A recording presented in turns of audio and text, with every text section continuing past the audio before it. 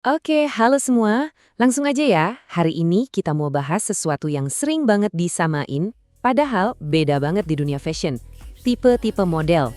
Pernah kepikiran nggak sih apa bedanya model yang jalan di fashion show sama katakanlah pemenang kontes kecantikan? Nah, yuk kita bedah bareng-bareng. Coba deh dengerin kalimat ini. Ini tuh intinya, ini kayak jeritan hati para desainer fashion loh. Mereka kan bikin karya seni, dan mereka butuh kanvas yang pas buat nunjukin karya itu ke dunia. Tapi sayangnya, pesannya seringkali jadi kabur di tengah pertunjukan. Nah, dilema inilah yang jadi pintu masuk kita. Kalau dilihat sekilas, semua model kan kayaknya sama aja ya. Tinggi, langsing, jalan di panggung. Tapi di baliknya ada dua profesi yang tujuannya dan skillnya itu beda banget. Salah pilih model bisa-bisa pesen dari satu koleksi utuh jadi berantakan. Oke, kita mulai dari tipe yang pertama.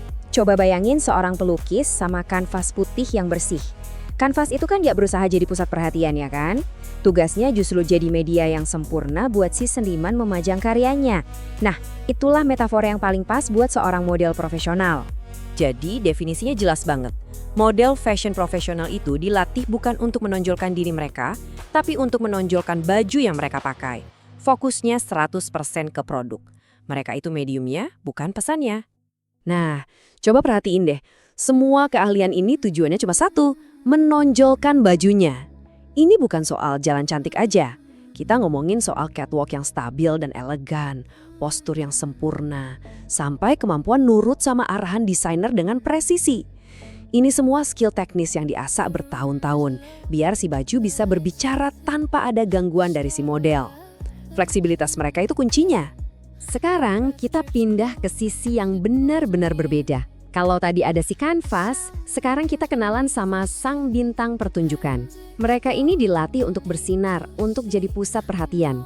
Nah, di sini fokusnya jungkir balik. Di dunia pageant yang dinilai itu ya individunya, kepribadiannya, cara ngomongnya, pesonanya di panggung, semuanya tentang menampilkan diri mereka yang terbaik. Baju yang dipakai itu cuma alat buat menunjang penampilan mereka, bukan sebaliknya. Lihat deh karakteristiknya.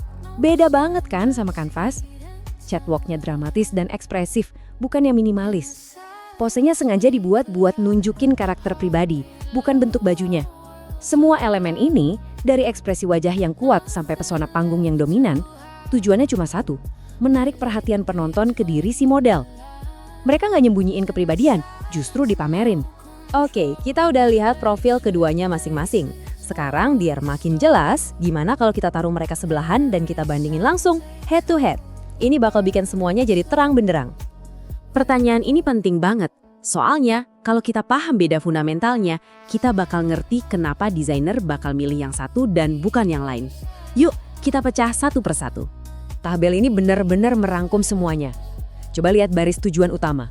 Yang satu buat nampilin baju, yang satu buat nampilin kepribadian. Terus fokus utamanya, desain lawan si model itu sendiri. Dari catwalk, pose, sampai ekspresi muka, semuanya mengarah ke dua tujuan yang beda total. Kebutuhan industrinya juga jadi jelas banget kan bedanya di mana? Oke, sekarang kita balik lagi ke pertanyaan di awal, ke dilema para desainer tadi. Dengan semua informasi barusan, jawaban yang paling masuk akal buat mereka itu apa? Jadi, ini dia poin utamanya. Kalau tujuannya murni buat mempresentasikan sebuah koleksi fashion, jawabannya udah nggak bisa lebih jelas lagi. Desainer itu butuh kanvas yang sempurna buat karya seni mereka, bukan bintang yang justru bakal nyolong panggung dari karyanya. Dan alasannya ada 3. Pertama, teknik mereka yang cenderung netral itu menjaga fokus penonton tetap pada baju. Kedua, mereka memastikan produknya yang jadi raja. Dan ketiga, yang paling penting nih, mereka itu super fleksibel. Bisa melebur ke konsep merek apapun, mau yang minimalis, mau yang streetwear sangar, atau gaun glamor. Mereka itu bunglon profesional.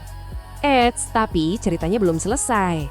Di dunia modern ini garis batasnya mulai kabur. Industri fashion kan gak cuma soal fashion show lagi. Ada acara gala, karpet merah, belum lagi pengaruh media sosial. Nah, ini membuka pintu buat sebuah ide baru. Inilah dia, kemungkinan masa depan modeling. Coba bayangin deh, ada model dengan teknik catwalk sempurna ala kanvas, tapi juga punya karisma dan pesona panggung ala bintang. Wah, model hibrida kayak gini bisa menaklukkan fashion show, jadi duta merek yang kuat sekaligus mendominasi media sosial. Mereka jadi aset yang jauh lebih bernilai.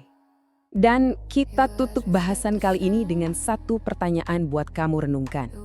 Di zaman dimana setiap model adalah mereknya sendiri, apa masih cukup kalau cuma jadi medium yang netral? Atau jangan-jangan model masa depan justru harus jadi karya seni itu sendiri? Coba dipikirin. Terima kasih sudah menyimak.